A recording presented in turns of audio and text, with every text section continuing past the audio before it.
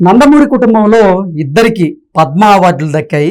గతంలో విశ్వవిఖ్యాత నట సార్వభౌమ నందమూరి తారక రామారావు గారికి పద్మశ్రీ రాగా, ఇప్పుడు ఆయన తనయుడైనటువంటి నందమూరి బాలకృష్ణ గారికి కేంద్ర ప్రభుత్వం పద్మభూషణ్ అవార్డు ఇచ్చినటువంటి నేపథ్యంలో దీని మీద మనం విశ్లేషణ చేసుకుందాం. ప్రస్తుతం మనతో పాటున్నారు ప్రముఖ సినీ విశ్లేషకులు, ప్రముఖ సీనియర్ జర్నలిస్ట్ యజ్ఞమూర్తి గారు. వారితో మాట్లాడదాం.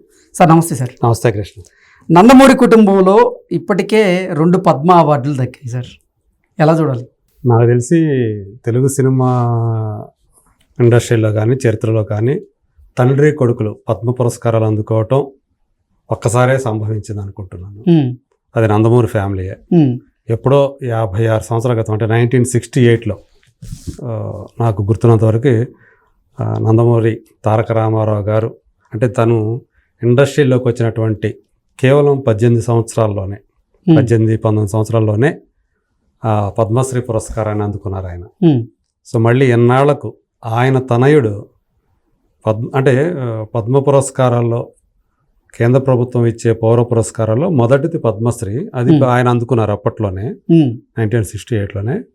తర్వాత 3 అత్యున్నత పురస్కారమైనటువంటి పద్మభూషణ్, దాన్ని అంటే పద్మశ్రీ కంటే ఇంకాస్త పెద్దది అని చెప్తాం పద్మభూషణ్.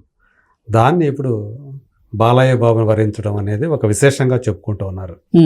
అంటే నేరుగా ఆయనకి పద్మభూషణ్ ఇచ్చారు, ఇవ్వబోతున్నారు. ప్రకటన అయితే వచ్చింది త్వరలో. లాస్ట్ టైం అయితే మేలో ఇచ్చారు, అది ప్రదానం చేశారు.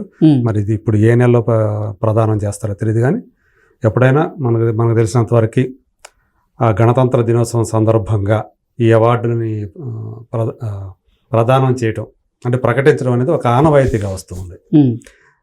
గత సంవత్సరం చూసుకుంటే 2వ అత్యున్నత పౌర పురస్కారం అయినటువంటి పద్మ విభూషణ్ అవార్డుని చిరంజీవి గారికి ప్రకటించారు. సో ఇమీడియట్ నెక్స్ట్ ఇయరే ఈ సంవత్సరం బాలకృష్ణ గారికి అవార్డు ప్రకటించడం, సో సర్వత్రా అందరూ కూడా హర్షం వ్యక్తం చేస్తూ ఉన్నారు. చిరంజీవి గారి దగ్గర నుంచి ప్రభాస్, మహేష్, రామ్ చరణ్, జూనియర్ ఎన్టీఆర్, బన్నీ, కళ్యాణ్ రామ్, ఇలాంటి వాళ్ళందరూ కూడా, అంటే అనేక మంది, రాజమౌళి, ఇలాంటి అనేక మంది సెలబ్రిటీలు సో బాలయ్య దానికి పూర్తి స్థాయిలో అర్హుడు అని చెప్పేసి వాళ్ళందరూ కూడా ఆయన అభినందించారు. సో నిజంగానే అంటే తన సమకాలీన కథానాయకుల్లో స్టార్స్ అనుకున్న వాళ్ళలో చిరంజీవి, నాగార్జున, వెంకటేష్, వీళ్ళందరితో పోలిస్తే ఎక్కువగా విభిన్న తరహా కథాంశాల్లో నటించినటువంటి నటుడు అంటే బాలకృష్ణ పేరే చెప్పుకోవాలి.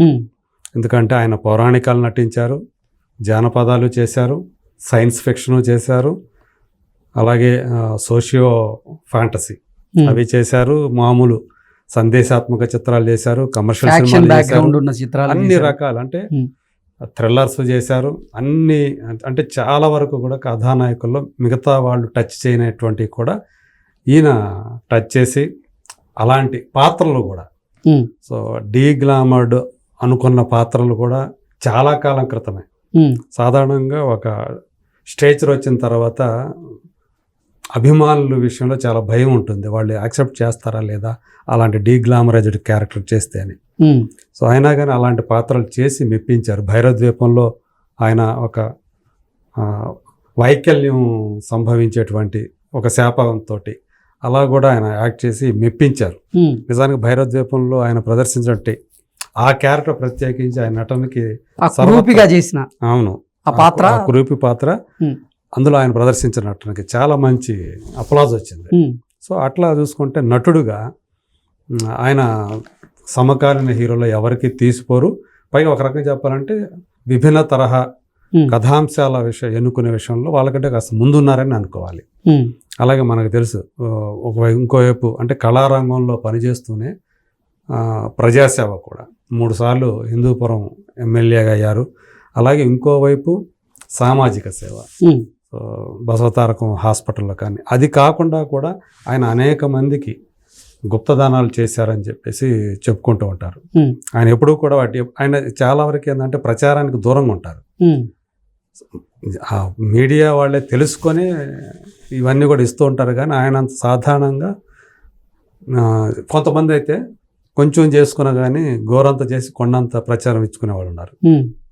కానీ ఆయన కొండంత చేసినా కూడా ప్రచారానికి దూరంగా ఉండటం అనేది ఆయన నైజం అది. సో అలా అంటే ఒక రకంగా చెప్పాలంటే తండ్రి గారి దగ్గర నుంచి ఆయన కొన్ని అలవాట్లు వచ్చాయి. అందులో కూడా ఇదే ఈ అలవాటు కూడా అనుకుంటాను నేను అది. ఓకే. సో అట్లాగే డైలాగ్ చెప్పే విషయంలో కూడా అంటే చాలామందికి నోటి తిరగనటువంటి పదాలను కూడా ఆయన చాలా అలవోకగా చెప్పగలరు. ఆయన సంస్కృత సమాసాలు ఎక్కువగా ఉన్నటువంటి డైలాగ్స్ చెప్పటంలో తన సమకాలీన హీరోలో కూడా ఆయన ముందే అందరికంటే ముందుంటాడు. సో ఆయనకంటూ ఒక సపరేట్ ఆయన డైలాగ్స్ సపరేట్ ఫ్యాన్స్ ఉన్నారు. సో అలా ఇప్పుడు అంటే తండ్రి పద్మశ్రీ సాధిస్తే తనయుడు పద్మభూషణ్ సాధించారన్నారు. యాక్చువల్గా ఆయన విశ్వవిఖ్యాత నట సార్వభౌముడికి ఆయనకు అవార్డులతో పని లేదు. ఆయన అప్పుడెప్పుడో ఇచ్చారు. తర్వాత ఏంటంటే ఆయన రాజకీయాల కారణంగా ఆయనకు అవార్డులు ఇవ్వలేదు అని చెప్పి చాలామంది అభిప్రాయపడుతుంటారు. అసలు భారతరత్నాన్ని ఎప్పుడో ఇవ్వాల్సింది ఆయనకి.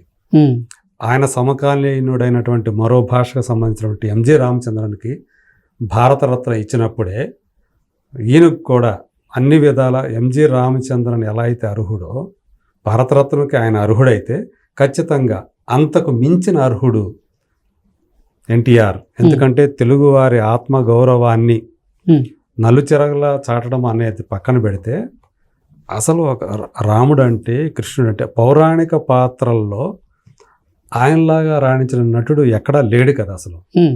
అంటే 90sలో ఆయన పాత్రలు చూసిన తర్వాత చాలామంది యువత అరే రాముడు అంటే ఇలా ఉంటారేమో, అవును, కృష్ణుడు అంటే ఇలా ఉంటారేమో, దుర్యోధనుడు అంటే ఇలానే ఉంటాడేమో, అంటే ప్రతి పాత్రకి ఆయన జీవం పోసినట్లుగా అవును అద్భుతంగా ఆయన కోసమే అవి అంటే ఆ పాత్రలు ఉన్నాయి చేయటానికి ఆయన కోసమే అన్నట్లుగా ఆయన రాణించారు. ఆ పురాణ విశేషం ఏంటంటే ఆ పురాణాల్లో ఉన్నటువంటి కథానాయకుల పాత్రలతో పాటు ప్రతినాయక పాత్రలని మనం ఏదైతే భావిస్తామో అవి కూడా చేసి రాణించి మెప్పించినటువంటి నటుడు. మీరు అన్నట్టు దుర్యోధనుడు కానివ్వండి, కర్ణుడు కానివ్వండి, రావణాసురుడు కానివ్వండి, ఇవన్నీ కూడా మనం ప్రతినాయక పాత్రలుగా చెప్పుకుంటాం. కానీ వాటిలో కూడా మెప్పించి వాటికి కూడా కథానాయకుడికి ఎంత కీర్తి వస్తుందో అంత కీర్తి ఆ పాత్రలకి సంపాదించి పెట్టారు. ఒక దానవీర సురకర్ణ ఆయన దాటి మనం ఇమాజిన్ చేసుకోలేం ఇంకెవరన్నా చేయగలరా అని. అట్లాగే భూకైలా సినిమా చూసినప్పటికీ సీతారాం కళ్యాణ్ సినిమాలు చూస్తే రావణాసురుడి పాత్ర సో ఆయన చేసిన విధానం అది అప్పట్లో ఒక రకంగా చెప్పాలంటే ఒక విప్లవం తీసుకొచ్చారని ఆయన. ఆ సీతారామ కళ్యాణంలో అయితే అసలు ఆయనే హీరో అన్నట్టు ఉంటారు. అది రావణాసురుడే హీరో అన్నట్లుగా ఆయన అవుతారు. సో అలాంటి గొప్ప వ్యక్తి నిజానికి భారతరత్నకి అర్హుడే. ఎప్పటి నుంచో డిమాండ్ ఉంది. సో ఈ పద్మభూషణ్, పద్మవిభూషణ్ వీటికి మించినటువంటి దేశంలోని అత్యున్నత పౌర పురస్కారంగా మనం భారతరత్న చెప్పుకుంటాం. కొంతమందికి ఎవరైతే ఆ భారతరత్న అవార్డులు దక్కాయి ఇప్పటివరకు వాళ్ళతో పోల్చుకుంటే ఎందులోనూ ఎన్టీఆర్ తక్కువ కాదు. సో ఆయన ఖచ్చితంగా ఆయనకి ఇవ్వాలి అనే. భారతరత్నకి అన్ని అర్హతలు నందమూరి తారక రామారావు గారికి ఉన్నాయి. అదే. సో మనం ఇప్పుడు ఊరికే చెప్పుకున్నాం ఆయన తండ్రి పద్మశ్రీ అయితే కొడుకు అంతకంటే పెద్దదైనటువంటి పద్మభూషణ్ సాధించారు అని. కానీ ఆయన పెద్ద ఆయన ఎవరైతే ఉన్నారో ఆయన భారతరత్న కూడా తీసుకోవడానికి అర్హులు. కనీసం అంటే ఆయన చనిపోయి ఎప్పుడో 1996లో ఆయన మన నుంచి దూరమైన భౌతికంగా. సో ఇప్పటికీ కూడా చాలామంది హృదయాల్లో జీవించే ఉన్నారు. ఇప్పటికీ ఆయనకు సంబంధించి వజ్రోత్సవాలు కళారంగంలో ఆయన ఇంకా జీవించే ఉన్నారు. అవును. రీసెంట్గా సింగపూర్లో కూడా ఎన్టీఆర్ గారికి సంబంధించినటువంటి ఉత్సవం, సినీ ఉత్సవం జరిగింది. సో ప్రపంచంలో నలుమూల ఎక్కడో ఒక చోట ఆయన గురించి ఏవో సభలు అన్నా జరుగుతూనే ఉంటాయి, ఉత్సవాలు జరుగుతూనే ఉన్నాయి. తెలుగువారు ఎక్కడుంటే అక్కడ ఎన్టీఆర్ ఉంటారు. ప్రపంచంలో ఏ మూల ఉన్నా ఆయన మాత్రం తెలుగువారి హృదయాల్లో జీవించి ఉన్నారు. అలాంటి ఒక గొప్ప కళాకారుడు, అంటే మహానాయకుడు. సో ఆయన తీసుకొచ్చినటువంటి అంటే రాజకీయ నాయకుడిగా కూడా ఆయన తీసుకొచ్చినటువంటి అనేక పథకాలు ఏవైతే ఉన్నాయో అవి ఆ రోజులకి ఒక విప్లవం తీసుకొచ్చాయనే చెప్పాలి. వాటిని మిగతా వాళ్ళు అనివార్యంగా అనుసరించారు. నందమూరి కుటుంబం నుంచి కేవలం నందమూరి తారక రామారావు గారికి కాకుండా ఇప్పుడు నందమూరి బాలకృష్ణ గారికే కాకుండా మరికొంతమందికి కూడా రానున్న రోజుల్లో పద్మ అవార్డులు వరించడం ఖాయం అంటూ కూడా కొన్ని వార్తలు వస్తున్నాయి. మేబీ అవి కూడా జరగవచ్చు.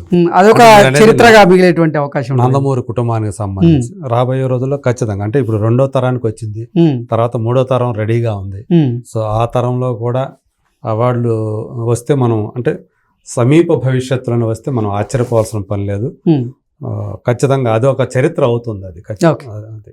సో ఇప్పటివరకైతే అంటే నందమూరి బాలకృష్ణకి సంబంధించి ఈ ఏదైతే పద్మభూషణ్ అవార్డు ఏదైతే ఉందో అది రావటం అందరూ కూడా హర్షిస్తున్నారు. ఉమ్, అతి త్వరలోనే దీనికి సంబంధించి ఆయనకి సన్మానం కూడా, అంటే రీసెంట్గా నేను 50 సంవత్సరాలు నటుడిగా 50 సంవత్సరాలు పూర్తి చేసుకున్న సందర్భంగా సినిమా రంగం అంతా కూడా ఆయనకి సన్మానం చేసింది. ఉమ్. ఇప్పుడు మరో సన్మానానికి ఆయన సిద్ధమయ్యారు. ఆయన అంటే మరోసారి పరిశ్రమ అంతా కూడా ఉమ్. సిద్ధమవుతుందని చెప్పేసి మనకు అందుతున్నటువంటి సమాచారం. Okay sir, thank you so much. Thank you.